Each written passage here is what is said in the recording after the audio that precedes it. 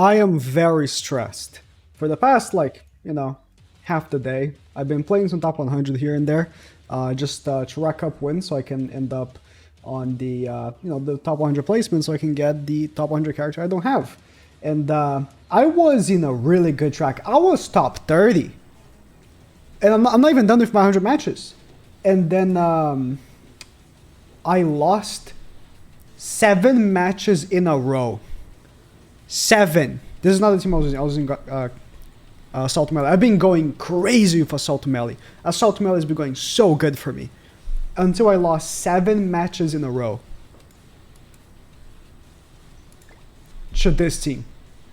Now, to understand, no one actually uses Ragnarok as their attack team, right? But everyone sets them as their defense team. And you don't really see Ragnarok in normal PvP. This team you see here and there, but it's really not as often. In top 100, it's like, if you're facing a defense team, it's Ragnarok. And it's a toss-up for me. Because I'm using Assault Melee, and I find it should be much better than Trailer Melee for facing real players. If this lovely woman crits Chandler, she wipes. It's so dumb, and it boggles my mind that such a team actually can exist, because the level of power and overall just like dumbness of this team reminds me of Pierce back in the day. Because look, 730k, all type neutral, no type advantage. Now imagine when I have a green unit as well. Who thought that? Okay, alright. We are working in the marble, like right now, you and me. Let's pretend. I'm gonna go through a series of options here, right? We drop Blue DM Meliodas. He was super OP. What do? Promptly launch a counter so that PvP can be more balanced, right? Valenti. Now, we release Red Brynhilder, and she was good. She was pretty good.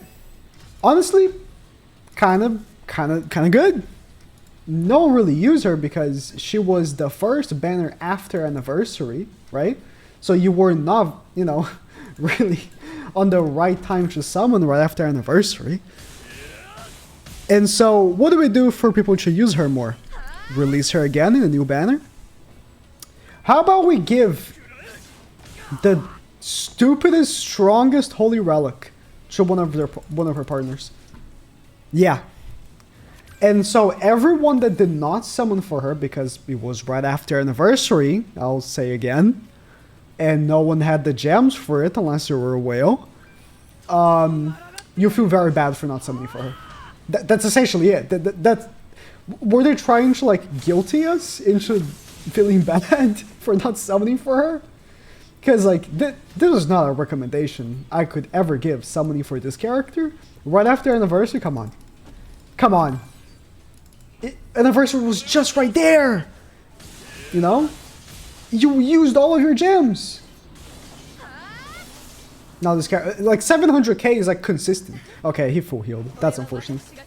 And I'm not gonna kill. Oh, never mind. I'm sorry. Okay. Okay. Yeah. Why? And listen, I am mostly winning against the Brynhilder teams because Brynhilder gets kind of countered by Chandler. Chandler, I've been saying Chandler's good. Chandler's been going great. The problem is if the piece of shit decides to crit, it's over. Now Diane, right? So Diane is a character that before her relic was irrelevant, mid, whatever you want to call her. And now, because she boosts herself as well with the relic, her level 1 attacks do like half of Asteros' HP. Just straight up, just half of his HP. Like, Tarmiel Link is not enough to tank Diane's attacks. Just seems so stupid, and like almost no one can make it. It's the most exclusive team right now in PvP. You know, the defense teams I face that have them are always whales, because I'm at the top right now, at top 100, so like I only face whales. If it's a real player, it's a whale, and they're using Goddess Liz. Like, honestly, like, almost every single real player I faced today, playing quite a bit, was Goddess Liz. If you don't know why Goddess Liz, you should watch my video I made on the matter. Why did I say it like that? You should watch the video I made on Goddess Liz and why people are running them. It's like a really good counter against demons. So yeah, Chandler kind of cucks her crit chance, right? Well, look at the end. Look at the end! That's with Chandler! Lowering her attack! Bro.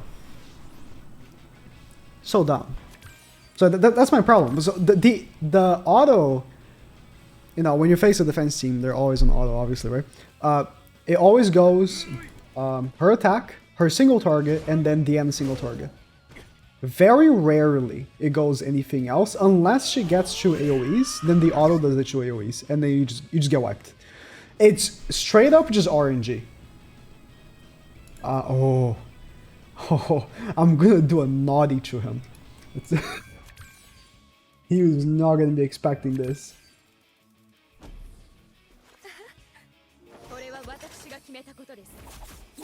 Yep.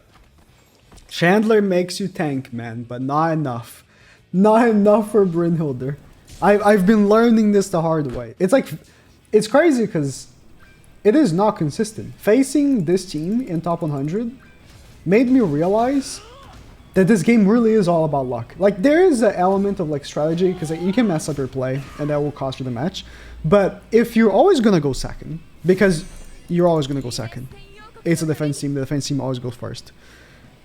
Then the only thing you can pray for is that Brynhilde will decide not to crit everyone, or that the end will decide not to or that the end will decide not to target Esterosa, which will never happen because she always targets him. It's really rough, and I'm very stressed because now I could go under top 100, and I was like in such a good position. I was like guaranteed should be 100, but I was like, oh, I want to go even higher, because the higher you get, the more copies you get of the character. And I flew too close to the sun, and now I'm a little bit scared. I'm like top 60 right now. 840. It's crazy because it's 840, but they still don't die because it's they have so much HP, and he full heals. No one's running Bond though. It's crazy. I thought a lot more people would be running Bond. No one is running Bond. Maybe that's just because no one's running Bond. Bond gets a little bit destroyed by Esterosa. Even Reinhardt. Demons are still a better team than Bond. But I'm surprised. I thought way more people would be running Bond. I see the most I see is Reinhardt, Arthur, Twigo, with for whatever reason Bond in the back, or Griamore in the back for the most HP. Because with Twigo in the front from the get-go, you get a lot of protection, right? And I might actually lose this now, because Ban combined a billion cards, as he does, right? As he does. I mean, okay. I was gonna say, the only way I can lose is if he does that. Is if he decides to go crazy on me. If we can kill here the Arthur, that'll be great. Because he can't one-shot us. You know, we have a damage cap. But the follow-up attack could be very strong. So if you can minimize the damages from the follow-up attack, that'd be great. Yep. So we have max HP. Again, he cannot one-shot us. Us lowering his attack, unfortunately, is useless. But yeah, he's applying the buff first. And again, just can't one-shot us. We have a damage cap. Damage cap in PvP. Great idea. going back to the board meeting, they really fought. You know that thing that everyone hates about Bird and the demonic beast in general? Let's put that in PvP. Yes, Jonathan, that's a great idea. You just pitched, and not horrible at all. It's crazy to me. This DN was so irrelevant. It's really crazy to me when they make irrelevant characters good. Because you might have never even thought of building this DN, because again, she just wasn't very good. And, you know, if you can make her Relic, which, Lamau, each of the dogs. She's crazy now. She's even going to damage because she removed debuffs. Beware. When this Brynhilder comes back, you're gonna be seeing her a lot more in PvP, and it's gonna be ugly. It's not gonna be fun. I can guarantee you. It's gonna be awful. When they give a dog relic for free, like they did with Bird and Deer, yeah. Yeah, you're gonna see this.